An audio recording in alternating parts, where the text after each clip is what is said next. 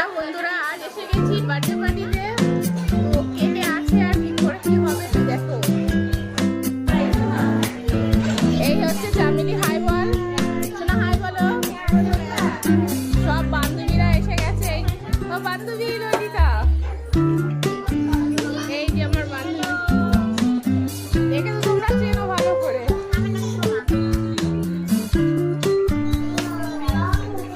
এদিকে হাই বল। আর যার বার্থডে সেই এসে এদিকে দিকে হ্যাপি বার্থডে। এদিকে কিসি দাও, কিসি কিসি কিসি দাও একটা শোনা।